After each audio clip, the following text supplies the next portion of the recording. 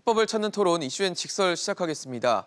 이커머스 시장의 대지각 변동이 예고되고 있습니다. 이베이 코리아가 매물로 나오면서 누가 이베이 코리아를 가져갈지에 초미의 관심이 쏠리고 있고요. 이와 함께 11번가를 운영하고 있는 SK텔레콤과 아마존의 협력 같이 유통과 통신 플랫폼의 합종 연행까지 구체화되고 있습니다. 격변하고 있는 이커머스 업계 소식 하나씩 짚어보는 시간 가져보겠습니다.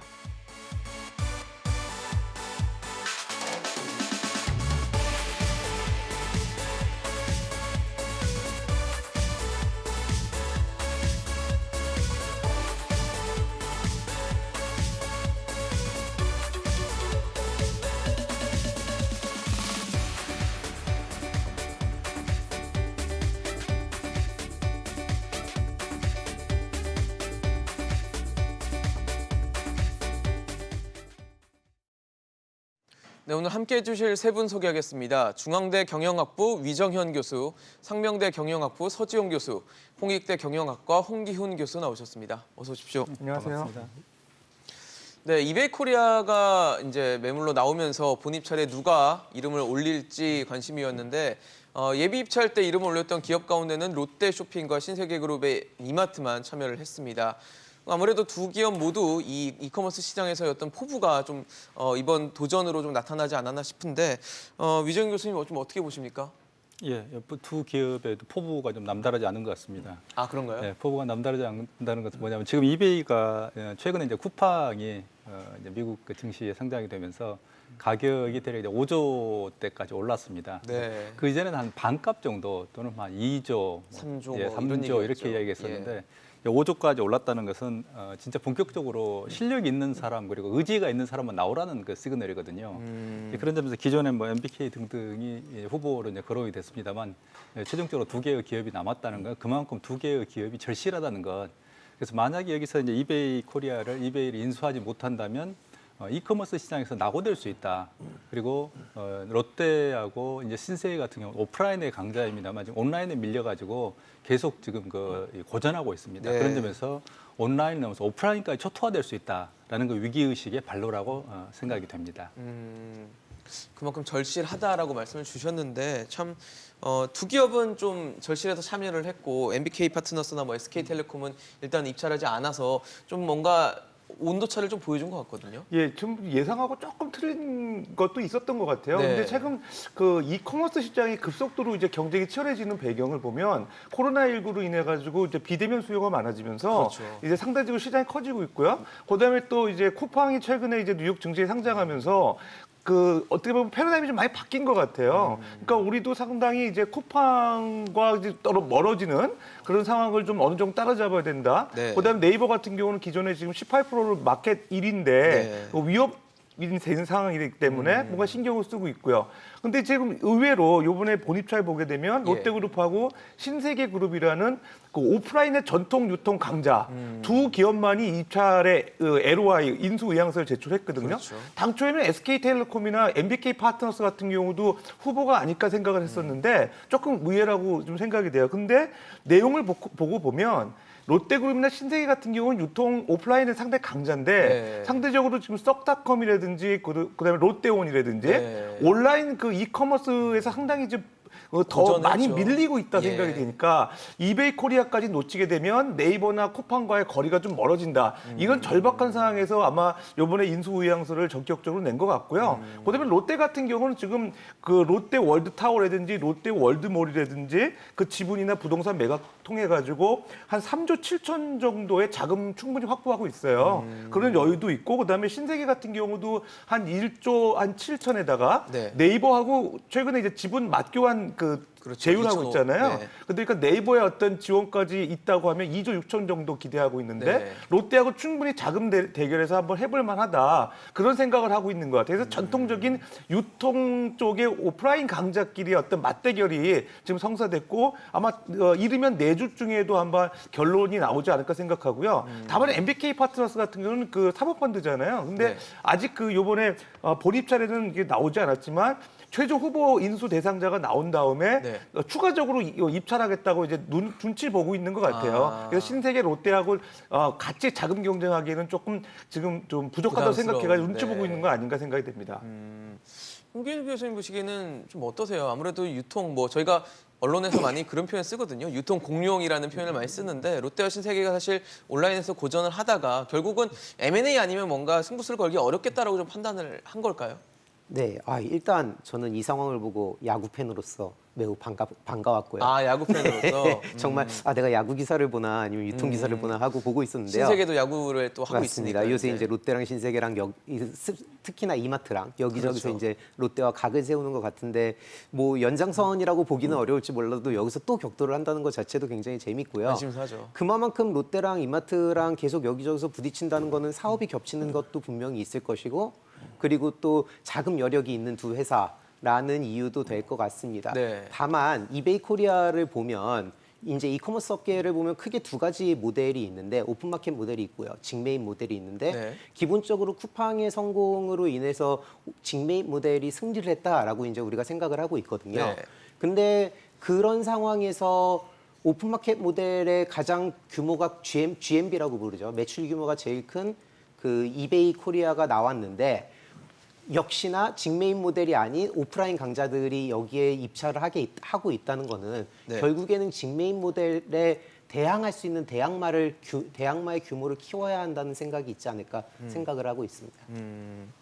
사실 지금 이커머스 시장을 보면 네이버가 한 17에서 18%의 시장 점유율을 갖고 있어서 1위를 기록하고 있고 그 다음이 이제 쿠팡이 한 13% 정도 되고 이베이가 이제 12% 정도의 점유율을 기록하고 있는 상황인데 그러니까 단순 수치로 봤을 때 롯데나 만약에 신세계 지금 5%에서 3% 정도 이제 시장을 점유하고 있는 곳에서 만약에 12%의 이베이를 가져간다면 뭐 단순 숫자 계산으로는 일단 한 뭐 2위 혹은 1위를 또 넘볼 수도 있는 그런 경쟁력을 갖게 될 것 같다는 생각은 드는데 그렇게 숫자로만 계산하기 좀 어려운 부분도 있죠, 사실. 예, 그렇습니다. 그래서 일단은 뭐 롯데나 신세계나 일차적으로는 뭐 숫자로 아마 생각을 할 것 같습니다. 그래서 자신들이 예를 들어서 이제 뭐 신세계 같은 경우는 뭐 이제 쓱닷컴이 3% 정도 된다고 그렇죠. 알려져 있습니다만 3% 플러스 이 12%라 15%. 네, 쿠팡을 앞서는 상황이 예, 되겠네요. 그러면 이제 2강에 들어서는 거고요. 그렇죠. 롯데온 같은 경우는 이제 5%라고 생각을 하기 때문에 12%를 합치면 17%. 그럼 네이버랑 거의 뭐 예, 같은 네이버하고 상황이고요. 이제 한번 맞짱을 뜰 수 있다. 뭐 이렇게 생각을 할 수 있어요. 사실은 말씀대로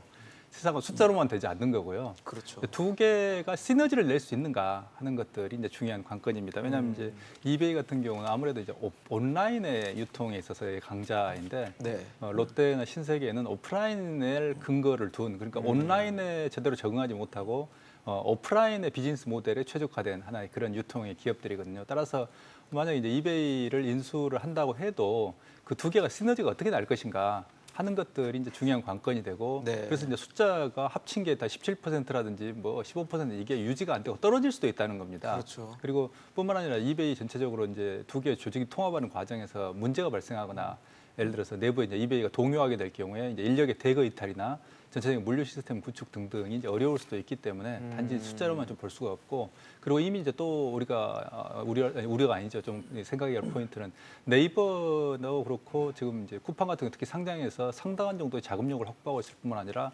성장에 있어서 탄력을 받고 있기 때문에 네. 이 두 개를 어떻게 추격하는가 하는 게 하나의 중요한 관건일 것 같습니다.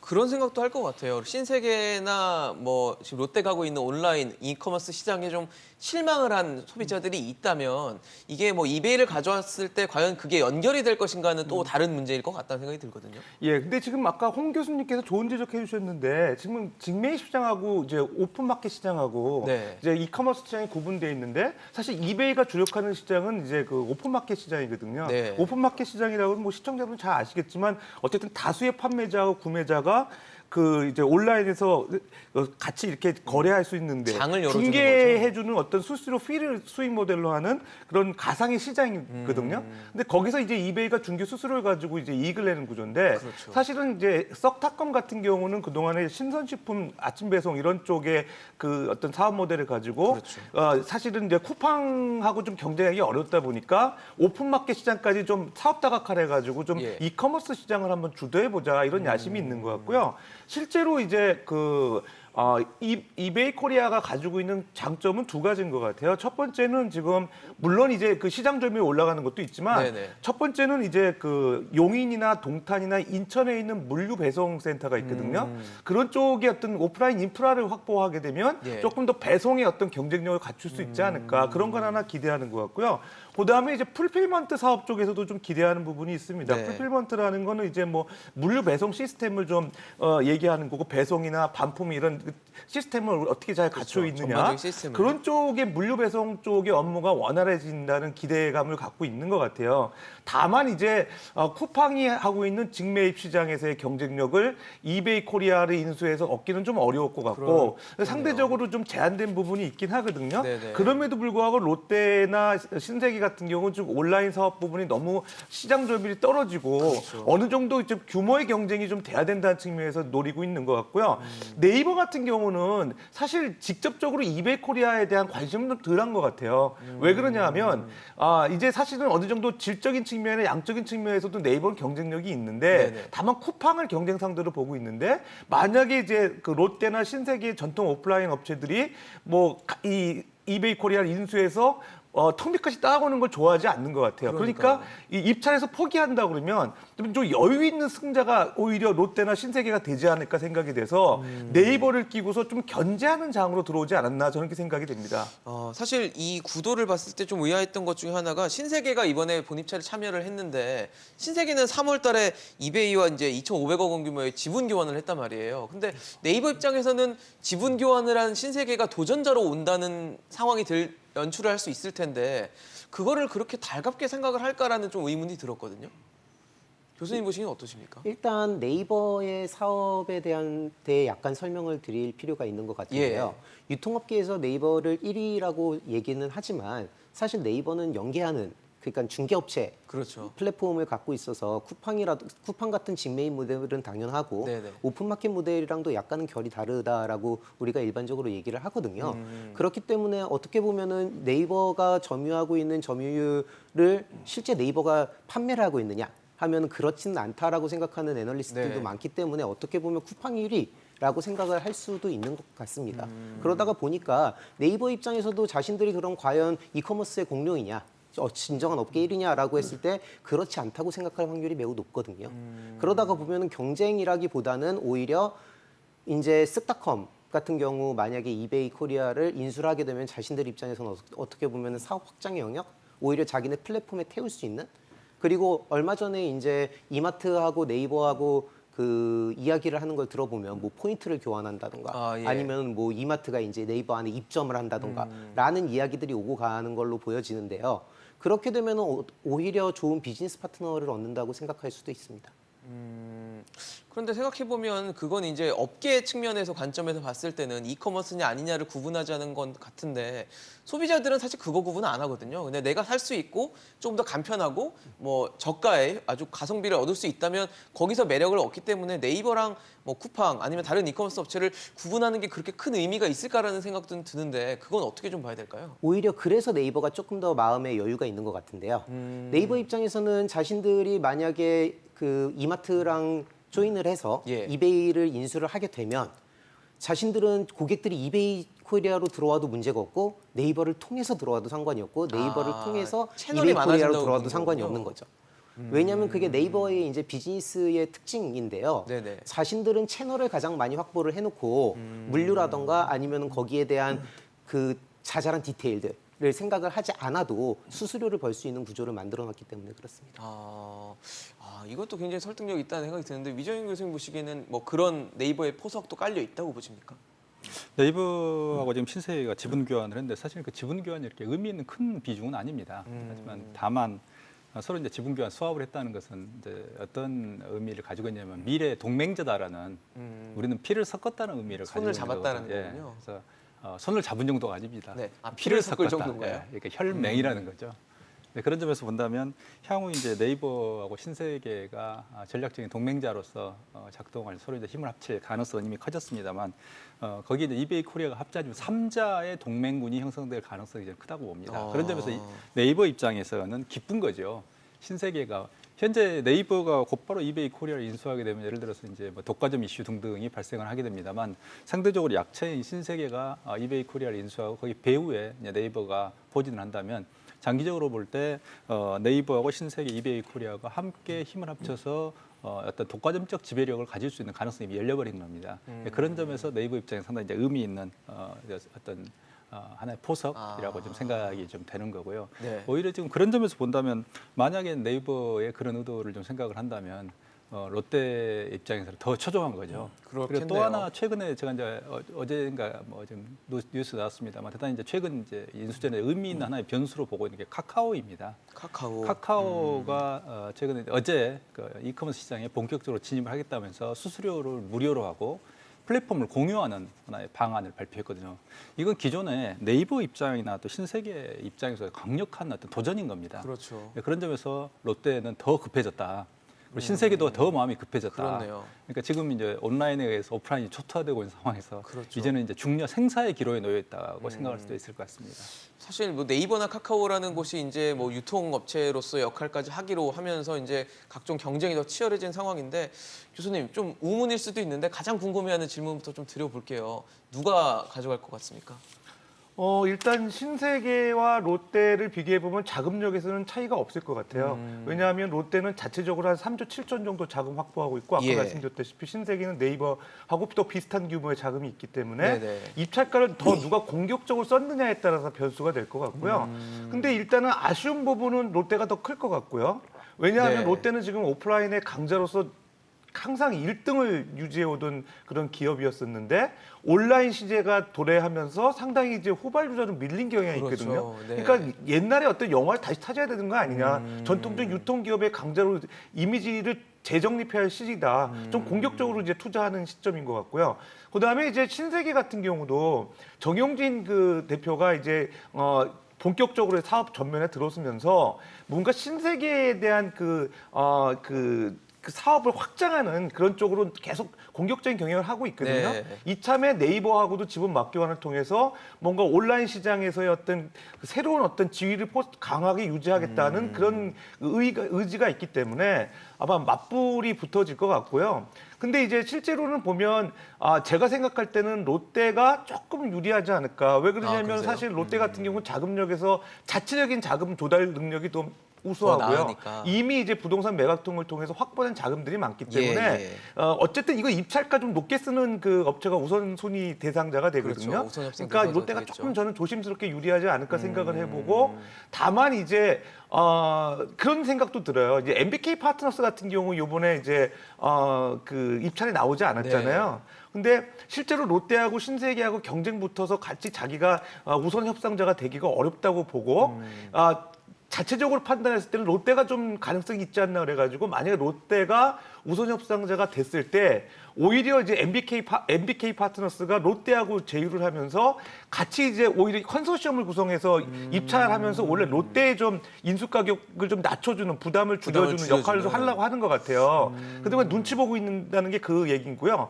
그러다가 자기가 재무적 투자자로서 실제적으로 역할을 하다가 그걸 다시 이제 롯데한테 매각을 하고 나올 그런 생각도 같지 않나 생각이 들거든요. 아무래도 사모펀드다 보니까. 예, 그러다 보면은 롯데가 조금 유리하다고도 볼 수 있는데 뭐 기후일 수는 모르겠는데 어쨌든 신세계하고 네이버도 실제적으로 만만치는 않기 때문에 뭐 뚜껑은 열어봐야 되지 않을까 생각됩니다. 말씀하신 MBK 파트너스가 뭐 이전에도 그런 행태를 보였던 적이 있기 때문에 그런 가능성도 충분히 가능성이 있다는 생각이 드는데 홍규진 교수님 보시기에는 롯데와 신세계 어느 쪽이 지원 상황에서는 조금 더 그래도 유리하다라고 판단되십니까? 자금력을 기준으로 했을 때는 말씀하셨듯이 사실 우열을 가리기가 어렵습니다. 왜냐하면 네이버가 가지고 있는 현금이 1조 6천억임을 감안을 했을 때 예. 롯데나 그 이마트나 마찬가지로 다 인수를 할 여력은 되는데요. 스타일상으로 봤을 때 이마트가 더 공격적이지 않을까라는 생각을 해봅니다. 왜냐하면 이마트 같은 경우에는 워낙 온라인에 관심이 많았고요. 그렇죠. 그리고 온라인 유통 중에서도 지금 가장 빠르게 성장을 하고 있는 부분이 식품 부분인데요. 그 식품 부분에서 이마트 같은 경우에는 어느 정도 이미 자리를 잡아놓은 상황이거든요. 근데 이제 이 성장률을 보면 식품 부분이 연 성장률로 29% 가까이 되고 있습니다. 굉장히 높네요. 다른 온라인 그 어떤 유통업 부문보다도 빠르게 성장을 하고 있는데 예. 다른 이제 그 온라인 업체들은 이 식품 시장에 뛰어들고 싶어하는 반면 이마트는 이미 거기서 자리를 굳혀놓은 상황이기 때문에 네. 오히려 이베이 코리아를 보는 시각이 우리는 그러면은 비식품 부분에서만 잘하면 잘할 수 있어라는 생각을 할 수도 있거든요. 그러다가 보면은 그 이마트 입장에서는 훨씬 더 공격적으로 가격을 쓸 수도 있지 않을까라는 생각을 해봅니다. 사실 참 치열한 경쟁이 예상이 되는 상황인데 롯데 같은 경우는 왜 롯데온을 이제 잡고 이제 이끌어 가던 조영재 전무를 이제 대표를 물갈이하는 상황이었거든요. 그래서 좀 많이 궁지에 좀 몰려 있다는 생각도 드는데 교수님 보시기에는 어느 쪽이 더 유리하다고 보십니까? 지금 그 새 교수에게 돌아가면서 이렇게 둘 중에 하나 누구냐고 질문하시는 거죠. 네, 여쭤보는 겁니다. 아, 이거 참 어렵습니다. 그럼 어렵죠. 여기서 제가 이제 두 분 교수님 의견이 갈렸기 때문에 그럼 누구한테 제가 힘을 실어야 될지 대단히 고민스럽습니다. 근데 저는 이제 한 측면에서 두 분 교수님 말씀에 정말 일리가 있습니다. 좋은 말씀이. 저는 이제 좀 다른 측면을 볼 필요가 있겠다라고 어떤 생각을 측면일까요? 합니다. 그러니까 두 그룹의 배팅하는 스타일. 이게 조금 다르지 스타일을. 않을까 생각을 합니다. 근데 최근에 지금 이번에 이제 입찰 같은 경우 과거에 우리가 이제 참조할 만한 예로서 어떤 게 있었냐면 2014년에 삼성동 그 한전 부지가 있었습니다. 그렇죠. 그걸 현대하고 현대차그룹과 삼성이 이제 입찰을 했었는데 그렇죠. 결국 이제 결과를 보니까 뚜껑을 열어보니까 현대차그룹에 갔었는데 무려 입찰가가 10조가 넘는 그 당시에 이제 공시가를 보고 대략 하면 1조 5천억 그리고 감정가는 3조 뭐 이렇게 됐습니다만 예상을 뒤엎고 10조를 써냈고 놀랍게도 이제 나중에 이건 정확하게 밝혀진 건 아닙니다. 삼성은 대략 한 4조 정도를 썼다고 알려지고 있습니다. 이게 그만큼 현대차에서는 특히 이제 오너로부터 이거 어떤 경우에도 이걸 따내라. 라는 어떤 명령이 있었다고 이제 전해지는데 그렇기 때문에 무리를 했던 거죠. 그러니까 삼성이 2배가 넘는 그렇죠. 입찰가를 써내가지고 그때 결국은 굉장히 따냈는데 놀랬거든요, 사실. 예. 그래서 그 후에 이제 주가가 사실 폭락한 적이 있습니다. 그만큼 이제 현대차는 한번 목표를 세우면 저돌적인 어떤 공격력을 가지고 있습니다만 예. 이번 같은 경우도 보게 되면 이제 결국에는 롯데하고 이마트를 보게 되면 상대적으로 그런 어떤 절박함과 그 돌파력은 롯데가 더 강하지 않을까 생각을 합니다. 이미 이제 신동빈 회장은 현재 중국에서 철수 등등으로 오프라인 매장, 일본에서도 지금 궁지에 몰려 있고 국내에서도 대단히 어려운 상황 그리고 이미 뭐 온라인도 어렵기 때문에 예. 예전 상태에서 돌파구에 찾을 수 있는 방법이 이것밖에 없지 않냐라고 우리가 이제 예상을 할 수 있습니다. 그런 점에서 자신의 어떤 경영 능력을 보이기 위한 하나의 중요한 어떤 지렛대로 이걸 사용할 가능성이 있기 때문에 저는 롯데 쪽이 훨씬 더 공격적으로 나올 가능성이 있다고 생각을 합니다. 사실 지금 뭐 세 분 말씀을 들어봐도 누군가는 공격적인 배팅을 해서 이 이베이 코리아를 가져가고 싶다라는 열정 또 열망을 드러낼 것 같다는 생각은 드는데 또 그런 우려도 있습니다. 일종의 승자의 저주라고 하잖아요. 지금 이베이 코리아의 몸값이 뭐 5조 원까지도 거론되고 있는 상황에서 과연 5조 원을 베팅해서 가져왔을 때 그만한 효용을 낼 수 있을까에 대해서 그리고 결국 승자의 저주에 빠져서 다시 또 도태되는 상황이 되면 어떻게 하나라는 우려도 나오고 있는 상황이어서 교수님은 보시기에는 어떠세요? 이런 가능성도 충분히 뭐 감안은 좀 해야 된다 보십니까? 예, 승자의 저주 가능성도 있죠. 원래 이제 사실 쿠팡이 상장하기 전에 예. 그 이베이 적정 몸값은 한 3조 이하로 봤었어요. 맞아요. 근데 갑자기 이제 시장이 뭔가 이제 이 쿠팡 이후에 그 이베이 코리아에 대해서 관심이 높아지면서 예. 5조까지 올라갔는데 실제적으로 적정한 가격이냐 이렇게 봤을 때 실질적으로 좀 판단하기는 어렵지만 어쨌든 우리가 비교하는 그런 유통업계 평가할 때 PSR을 많이 쓰거든요. 네네. PSR이라는 게 매출액 대비 시가총액 비율이 멀티플로 몇 배 정도 되느냐. 그러니까 시가총액이 이제 실제로 매출액 대비 지금 그 이베이 코리 같은 경우는 3.85배 정도로 평가하고 있거든요. 3.85 요? 3.85배. 근데 그 공교롭게도 세계적인 유통기업이라고는 아마존이 3.87배예요. 비슷하네요. 예, 그러면 아마존과. 결과적으로 두 개의 어떤 가치를 평가했을 때 아마존하고 세계적인 1위 기업인 아마존 유통기업하고 우리나라에서 3위 정도의 그 이베이 코리아하고 어떤 가치가 더 높냐 평가를 했을 때 그러네요. 비슷한 수치가 나왔을 때 과연 그게 적정하냐 이런 논란이 납득이 나오는 가는지. 거거든요. 예, 그런 문제가 재무적인 관점에서 좀 있는 거고요. 그다음에 지금 이제 사실은 5조라는 게 웬만한 대기업들 M&A 하는 그 상황에서 쉽게 마련하기 어려운 돈이에요. 큰 돈이죠. 우리가 워낙 뭐 쿠팡이나 이런 상장했을 때 5조 원을 뭐 인수대금으로 확보했다 그러니까 뭐 조 단위 금액이 얼마 안 되는 것 보이지만, 같지만 네. 그 사실은 그 기업이 이제 매출이 조 단위 되는 회사들이 상당수거든요. 거기서 영업이익이 아니라 매출이라는 거죠. 매출이죠. 조를 마련한다는 건 쉽지 않아요. 그렇죠. 그러다 보니까 이게 상당히 부담이 돼서 오히려 저금액이 좀 부풀렸다 생각이 들고 실제적으로 이제 재무 실적도 보더라도 16년 연속 흑자라 그래서 좋게 보는 분도 있긴 하거든요. 네네. 근데 어떻게 보면은 이제 영업이익률이 계속 감소하고 있는 거예요. 그러니까 실질적으로 돈 벌 수 있는 사업 사업 여력이 여력은 계속 주는 거예요. 줄어든다. 그러니까 2010년만 하더라도 영업이익률이 한 20% 됐거든요. 그다가 2019년에 와서 반토막 났죠. 5.7% 정도 떨어졌다가 작년에 5%대로 또 더 낮아졌다가 그러니까 이게 계속 영업이익률이 뭐 줄다는 거는 그만큼 시장이 녹록지 않다는 거고 그렇죠. 수수료 수익 갖고는 뭔가 시장에서 이익을 내기 어려운 구조라고 봤을 때 과연 이 기업을 인수했을 때 어떨 만큼 시너지 효과가 났을까? 그렇죠. 그러니까 상당히 이제 고민이 되는 부분이거든요. 그런 측면에서 승자의 조주라는 얘기가 나올 수 있지 않나 생각이 됩니다. 홍 교수님 보시기에도 뭐 이베이 코리아가 혹시 뭐 독이 든 성배가 될 가능성도 충분히 있다 보십니까? 일단 3조 원은 비싸지 않다라는 이야기는 많이 돌고 있는 것 같습니다. 일단은. 5조에 대해서 어떻게 보세요? 근데 이제 GMV라는 개념이 있거든요. 이게 이제 전체 그 플랫폼에서 일어난 매출 규모를 따지는 액수인데 GMV 대비 멀티플을 좀 봐야 할 필요가 있는 게 특히나 직메인 모델 같은 경우에는 GMV 대비 멀티플이 매우 높습니다. 예를 들면 쿠팡은 22조 GMV가 났었고 70조 밸류에이션을 받았으니까 약 2.7배? 네. 한 좀안 3배 되겠네요. 정도 네. 조금 안 되게 이제 받았는데요. 네. 아마존 같은 경우가 GMV 대비 멀티플이 5배입니다.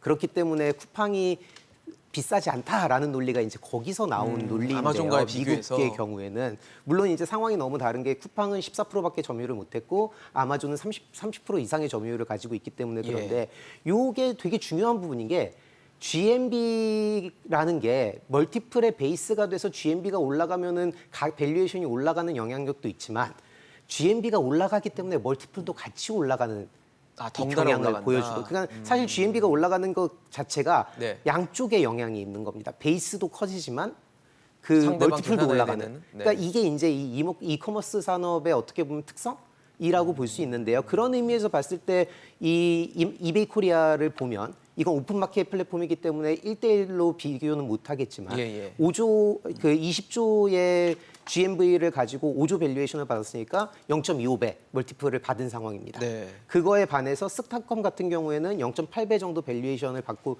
있다는 얘기가 돼서 오픈마켓 플랫폼이 직메이트보다는 훨씬 더 낮은 멀티플을 받는 것은 맞으나 네. 일단 0.25배라고 했을 때 여기서 5조 원의 가격이 정당화가 되는 가장 중요한 부분은 결국에는 누가 이거를 인수해서 어떻게 운영하느냐의 문제가 될 것 같거든요.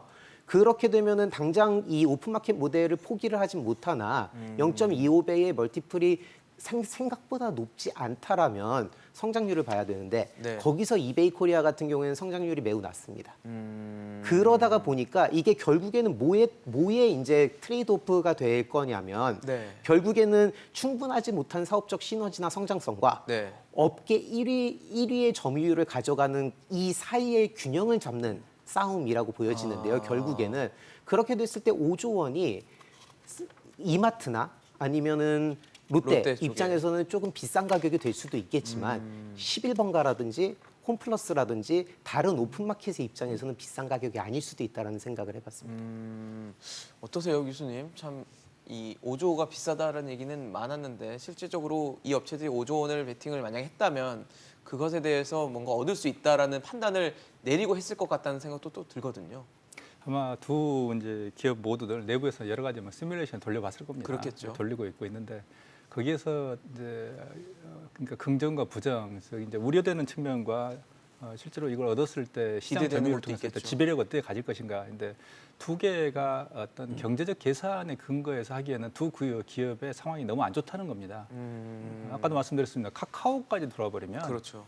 이건 카카오는 특히 카카오톡을 기반으로 한 강력한 어떤 유저들의 DB를 가지고 있기 때문에 그건 정말 어려운 상황이 될 겁니다. 그러니까 지금 전체적으로 이커머스라고 불리는 유통 상황이 왜 이제 오프라인 업체들이 저렇게 고정하냐면 가장 중요한 즉 유통에서 지금 가장 중요한 핵이 되는 데이터베이스 고객들을 분석하고 그들의 성향을 파악할 수 있는 DB를 네이버라든지 카카오는 가지고 있다는 거거든요. 그렇죠. 근데 반대로 오프라인 롯데라든지 신세계는 가지고 오지 못하다는 점. 그리고 DB를 기반으로 해가지고 다양한 업종으로 확장을 하고 있는데 이게 또 다양한 단지 유통의 이슈만이 아니고 다양한 업종에서 이게 시너지가 나버리고 있다는 거거든요. 예. 이걸 오프라인 유통업체 즉 롯데와 신세계는 정말로 두려워하는 상황이고 만약에 경제적인 계산을 넘어서 향후에 이제 이베이하고 롯데 또는 이베이와 신세계가 이제 시너지가 난다면 정말 폭발적인 하나의 힘을 가질 수 있겠지만 그렇지 못하면 이제 무너지는 것이죠. 그런데 현재 이제 5조가 적정한가 적정하지 않는가라는 그런 합리적인 경제적 동기만으로 움직이는 상황은 이미 아니라는 거죠. 왜냐하면 정말 오프라인 두 개의 기업이 죽을 수 있다는 기업이 가장 두려워하는 상황은 후발자 또는 혁신에 의해서 새로운 어떤 경쟁자가 등장해서 죽을 수 있다는 위기감을 느낄 때 정말로 두려운 거거든요. 두 기업은 지금 그런 상황이라고 보여집니다. 따라서 향후에 정말 이게 이제 이 승자의 저주가 될 수도 있겠지만 그런저런 것들을 즉 이제 전진이나 이제 퇴각이나 하는 것들을 계산할 수 있는 그런 여유가 없다는 점 두 기업 모두 이게 지금 중요한 포인트인 것 같습니다. 사실 이번 이베이코리아 분입찰에 참여할 것으로 예상됐던 곳 중에 하나가 SK텔레콤이었는데 SK텔레콤은 일단은 불참한 상황이고 그리고 앞서 지난해에는 아마존과 또 협력 관계를 맺으면서 어떤 시너지를 낼 것인가 이게 또 11번가를 갖고 있기 때문에 11번가가 또 앞으로 어떤 변화를 보여줄 것인가를 되게 기대를 했는데 최근에는 뭐 아마존이 11번가 지분 뭐 30%를 양수도 계약을 할 거다라고 보도가 나오자 이제 SK텔레콤 측에서는 부인을 했습니다. 그런데 지금 사실 최근의 상황을 봤을 때는 지난해 말에 가졌던 기대와는 조금 다른, 좀 더딘 모습들을 좀 보여서 이걸 좀 어떻게 봐야 될지도 좀 궁금한 포인트인 것 같거든요. 예, SK텔레콤이 사실은 이베이코리아에 대해서 인수 가능성이 있다는 얘기가 과거부터 좀 있었고요. 예. 그다음에 이제 제가 전에 한번 이제 우리 그 이베이코리아 관련된 유통 이커머스 시장 논의할 때도 SK텔레콤이 11번가를 갖고 있기 때문에 네. 상당히 이베이코리아 인수했을 때 시너지 효과가 날 수도 있다 이런 기대를 했었거든요. 근데 의외로 이제 SK텔레콤이 들어오지 않았는데 그 배경을 보게 되면 두 가지가 있는 것 같아요. 첫 번째는 이제 최근에 이제 그 SK텔레콤 같은 경우는 지배구조 개편에 대한 이슈가 있어요. 그러니까 그 공정거래법이 최근에 변경되면서 지주사 요건으로서 상장 기업의 지분 20% 확보하던 게 이제 30%로 늘어났기 때문에 그렇죠. 실질적으로 SK가 돈을 많이 벌고 있는 SK 하이닉스를 지배하기 위해서 네. 실제적으로 지금 SK텔레콤을 중간 지주사 형태로 개편하는 지배 구조를 작업을 하고 있거든요. 그러면 결과적으로 이제 SK텔레콤 같은 경우는 이제 향후에 인적 분할을 통해 가지고 SK 투자회사하고 SKT 사업회사로 이렇게 나뉘어질 가능성이 있어 보여요. 그러니까 어쨌든 그런 내부의 어떤 지배구조 개편에 상당히 지금 관심이 있기 때문에 물론 이제 11건가하고 시너지 효과를 내기 위해서 예. 이베이코리아 관심은 있는데 오히려 지나치게 경쟁을 해서 자금 쓸 수 있는 여력은 충분치 않다. 이런 판단이 SK텔레콤이 이번에 본입찰에 들어오지 못한 배경이었던 것 같고요. 그다음에 이제 두 번째는 이제 아까 말씀하셨던 그 작년 11월부터 아마존하고 어떤 협력 관계를 예. 유지하다가 올해 5월쯤에 돼가지고 아마존이 이제 그 신조 11번가. 인수권을 네. 통해 가지고 그 이제 그 11건가의 지분 30%를 인수할 수 있는 권한을 가졌다. 이런 걸 이제 발표했었거든요. 근데 그 배경을 보게 되면 실제적으로 이제 그 11건가에서 아마존 제품을 이제 구입할 수 있는 직구 시장을 확대할 수 있다는 계획을 갖고 있었던 거예요. 그러니까 그런 발표를 하면서 SK텔레콤이 11번가에 대한 몸값을 띄우는 역할을 많이 했어요. 왜냐하면 2023년 되면은 이제 IPO가 예정이 돼 있기 상장도, 때문에 네. 그런 기대감 때문에 시장에서 많이 주목을 받았거든요. 예. 근데 오히려 지금 보게 되면 그거는 사실이 아니다. 그러니까요. 이런 얘기를 하면서 조금 몸을 사리는 경향을 보이고 있거든요. 그래서 제가 볼 때는 또 다른 내부였던 11번과 관련된 계획이 있지 않는가. 그다음에 11번가가 최근에 뭐 실적도 그렇게 좋지 않은 것 같아요. 네. 그러다 보니까 조금 이제 내부의 IPO 계획이 좀 다른 어떤 차질이거나 계획이 있지 않나 생각해서 두 가지 이유 때문에 이번에 이베이코리아에 대한 관심이 좀 덜해지지 않았나 생각이 됩니다. 사실 말씀을 주신 것처럼 뭐 아마존과의 협력 관계를 맺어서 앞으로 어떻게 될까를 굉장히 관심을 가졌는데 지금 저희 뭐 화면에도 나가고 있지만 11번가 실적이 그렇게 좋은 편은 아닙니다. 그렇기 때문에 과연 예정을 했던 2023년 뭐 IPO나 이런 계획들이 순차적으로 갈 수 있는 환경에 있는가에 대해서도 좀 짚어봐야 될 것 같거든요. 어떻게 보십니까, 홍 교수님? 사실 이번에 이베이 그 11번가. 아마존 아마존, 네. 네. 아마존과의 콜라보가 계속 늦어지는 거를 봐도 뭔가 11번가 내부에서 여러 가지 의견들이 오고 가지 않을까라는 생각을 많이 해볼 수 있는데요. 기본적으로 아마존과 이제 콜라보를 하려던 계획들에서 큰 혁신점들을 찾지 못했다고 생각을 하고요. 네. 그러다가 보니까는 직접적인 투자 서로 간의 투자 이외에는 뭔가 내놓을 만한 게 없다라고 생각을 해볼 수도 있겠지만 결국에는 SKT 내부에서 이 유통업을 바라보는 시각의 변화가 있었지 않을까라는 생각을 해보고요. 그러다가 보면은 충분히 이제 그 블리츠 스케일링이 가장 필요한 시기에 이르렀는데 그 11번가도 다른 그 업체들과 마찬가지로 이런 상황에서 공격적인 행보를 보이지 않는 건 상장도 어느 정도 영향을 받을 수 있지 않을까라고 생각을 합니다. 상장까지도 영향을 줄 수 있다라고 말씀을 주셨는데 사실 이 상황을 지켜보고 있는 쿠팡은 어떤 생각을 갖고 있을지도 좀 궁금한 부분이에요. 뭐 이제 상장도 했고 계속 매출은 커지고 있는데 적자 규모도 또 덩달아 커지고 있는 상황입니다. 그래도 뭐 나름대로 그동안 워낙 적자를 많이 이어왔던 기업이기 때문에 그래도 경쟁력은 있고 본인이 갖고자 하는 목표로는 가고 있다라고 좀 보십니까? 쿠팡은? 예, 근데 쿠팡의 이제 스타일을 보면 약간 이제 다른 기업들하고 좀 다른 스타일의 길을 좀 가고 있다라고 좀 볼 수 있습니다만 네. 어떤 점에서 보면 이제 쿠팡이 이번에 대주주로서 이제 가장 큰 성과를 이제 거뒀던 게 소프트뱅크 이제 그룹인데요. 그렇죠. 쿠팡의 스타일을 보고 소프트뱅크가 상당히 그러니까 성장의 스타일이 좀 유사하다라고 좀 볼 수가 있습니다.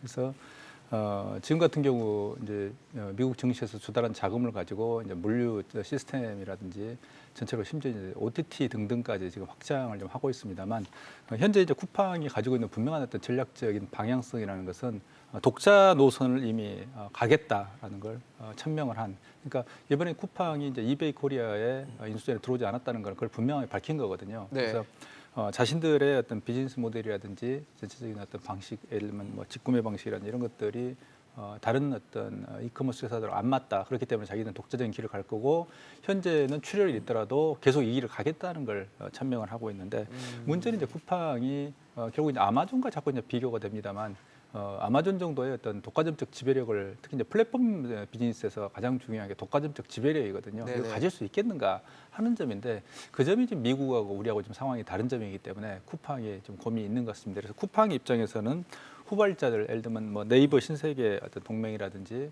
만약에 이제 SK가 아마존하고 들어오면 아마존하고의 동맹군이라든지 또는 롯데가 만약에 이제 이번에 이베이를 인수하게 되면 롯데하고 또 이베이 동맹군 이런 이제 쿠팡을 위협할 수 있는 강자가 너무 많이 생겨버리는 겁니다. 그런 점에서 쿠팡은 좀 막 지금 아마 조급해 있을 상황입니다. 그래서 빨리 기존의 어떤 자금을 투입해가지고 예를 들면 로켓 배송 등의 시스템 등등을 더욱더 이제 업그레이드하는 이런 쪽이 좀 대규모 자금. 그래서 당분간은 아마 적자 흑자를 아마 연연해 하지 않을 겁니다. 그래서 이걸 통해서 빨리 시장 점유율을 높이고 그리고 여러 가지 이제 예를 들면 신선식품 등등 또는 당일 배송 등등 이런 어떤 다양한 쪽 또는 뭐 딜리버리 시장도 마찬가지고요. 계속 확장하는 게 중요한 타입이기 때문에 네. 확장에 주력할 것이라고 생각합니다. 그런 점에서 이제 흑자 적자 이슈는 쿠팡의 주요한 관심사는 아닌 거죠. 사실 이 정도 적자가 계속되면 많은 분들이 이제 이 기업의 사업을 영위할 수 있는가에 대해서 의문을 가질 텐데 쿠팡은 그동안 사실 이렇게 적자를 하면서 투자를 통해서 계속 위기를 극복해 왔기 때문에 지금의 적자를 그렇게 나쁘지 않게 보는 시각들도 존재는 하는 것 같거든요.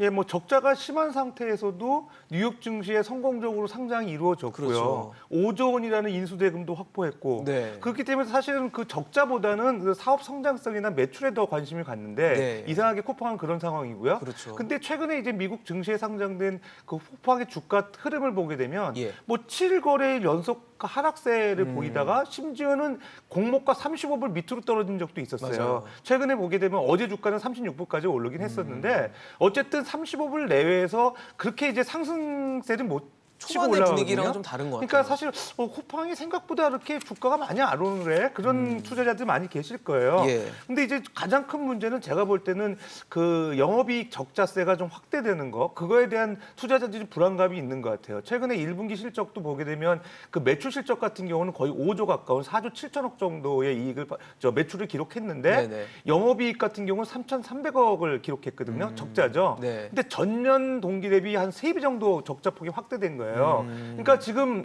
어떻게 보면 쿠팡이 1분기 매출은 그나마 선방을 했지만 영업 손실은 3,300억이니까 상당히 안 좋은 거거든요. 근데 이제 쿠팡에서는 뭐라 그러냐면은 그동안에 이제 투자나 고용 증가 때문에 뭐 일반 관리비 관련된 그 비용이 많았다. 그러니까 미래를 위한 성장 담보로서 지출이 많은 거지 뭐 우리가 사업 잘못하는 건 아니다. 이렇게 얘기는 하고 있긴 한데 어쨌든 이제 비용이 커지고 실적이 안 좋아지게 되면 이미 상장이 된 기업 입장에서는 주당 가치가 떨어질 수밖에 없거든요. 내재 가치가 떨어질 수밖에 없기 때문에 시장에서의 어떤 그 PER 같은 경우는 그렇게 어떻게 보면 이제 EPS를 기준으로 해가지고 일정 배수가 형성이 된다고 했을 때 자꾸 EPS가 낮아지는 것 같고 그 예를 들어 시장 가치만 올라갈 수 없다고 보면 투자자들도 불안해하는 거거든요. 그런 측면에서 이제 어떻게 보면 증시에 상장돼 있는 쿠팡과 상장 이전의 쿠팡의 모습을 바라보는 투자자는 조금 결이 다르지 않을까 이렇게 생각이 되고 하여튼간에 쿠팡 입장에서는 영업이익을 조금 적자를 줄이거나 네. 이익을 늘리는 쪽으로 가야 투자자들한테 어필할 수 있지 않을까 생각이 듭니다. 홍 교수님 보시기에는 쿠팡의 미래는 좀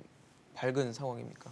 제가 꼭 말씀드리고 싶었던 부분이 쿠팡에서 설명을 할 때 우리는 영업이익이 6천억이나 났는데 투자를 많이 해서 현금 그 적자가 나는 것처럼 네네. 보이는 거다라는 말을 이제 했거든요. 예. 재무제표를 뜯어보면 예. 영업 활동으로 인한 현금 흐름이 6천억이 늘어난 건 맞습니다. 그거는 맞는데 이게 어떻게 늘어났는지를 보면 매입 채무하고 미지급금이 정확히 그만큼 늘어났습니다.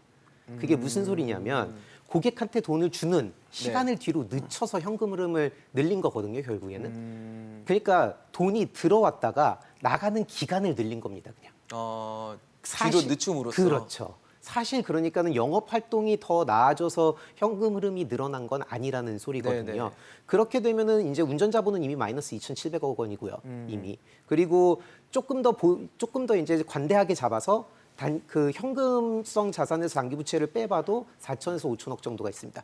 현금은 물론 5조 원을 가지고 있죠. 하지만 단기 부채를 빼보면 네. 이제 이게 한 4천에서 5천억 정도가 되는데 1년에 한 분기에 3,300억씩 적자가 나는 거예요. 그러니까요. 그러면은 이거를 과연 유지 가능하느냐라고 했을 때 당연히 유지 가능하지는 못합니다. 재무제표상으로 유지 가능하진 못하고요.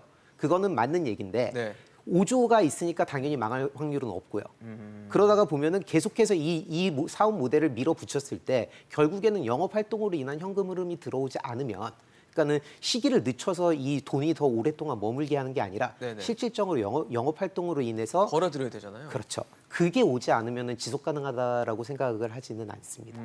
더 이상 크게 투자처를 찾기도 어려울 뿐더러 예. 유상증자를 하는 것도 아마도 지금 상태대로 나가면은 10분기, 11분기 이후에는 유상증자를 해야 될 텐데 역시나 그렇게 됐을 때 과연 또다시 유상증자가 가능할지에 대한 의문도 있기 때문에 네. 결국에는 비즈니스 모델에서 영업 이익은 아니더라도 영업 현금 흐름을 창출할 수 있는 방안을 찾아야 할 거라고 생각을 합니다. 참 뭐 변화가 앞으로도 크게 예상이 되는 상황인데 유 교수님 어떻게 보세요? 지금 사실 앞서 말씀해 주신 네이버가 이미 지금 뭐 시장에서는 어느 정도 주도권을 갖고 가고 있고 거기에 지금 카카오도 이제 등장하는 상황이기 때문에 시장이 앞으로도 또 재편하는 시점을 가질 것 같다는 생각은 들거든요. 예, 네, 유통시장 말 그대로 좀 순추전국 시대입니다. 예. 사실 우리 같은 관전하는 분석하는 교수들은 대단히 좋은 환경입니다. 당사자는 정말 죽을 변화가 마실 많죠. 겁니다. 그래서 전체적인 춘추전국 시대라고 이제 보여주고 있는 게 전체적으로 이제 전체 기업들의 어떤 전략이 다 지금 다른 상태입니다. 예를 들어서 조금 전에 SK 이야기가 나왔습니다. SK가 이제 11번가가 상대적으로 정치하면서 이제 국내 파트너를 누가 동맹군을 찾으려고 했는데 이미 네이버하고는 이제 DB를 가지고 한번 큰 갈등이 있었고요. 그래서 서로 화합이 안 되고 그러면 이제 쿠팡은 이미 마이웨이를 선언해서 가버렸고요. 그렇죠. 그다음에 나머지 이제 신세계라는 롯데는 오프라인의 강자인데 별 매력이 없습니다. 온라인에는 아주 미미한 존재이기 때문에.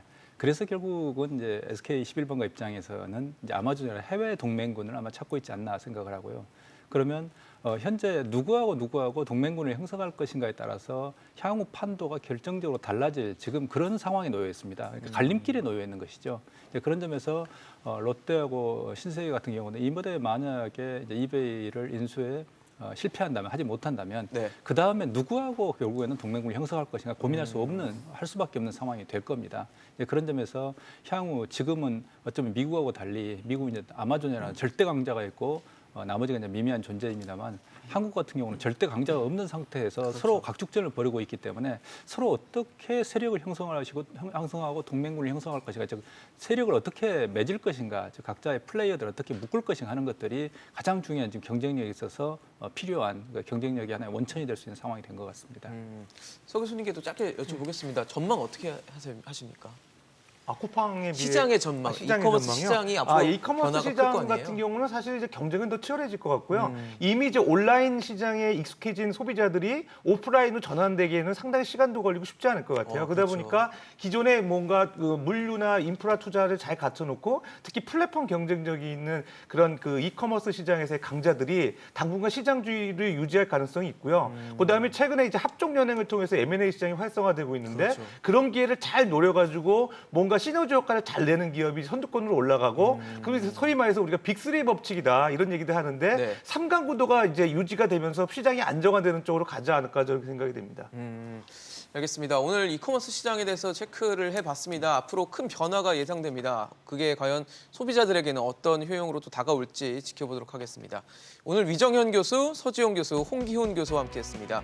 이슈앤 직설 오늘 준비한 소식 여기까지입니다. 지금까지 시청해주신 여러분 고맙습니다.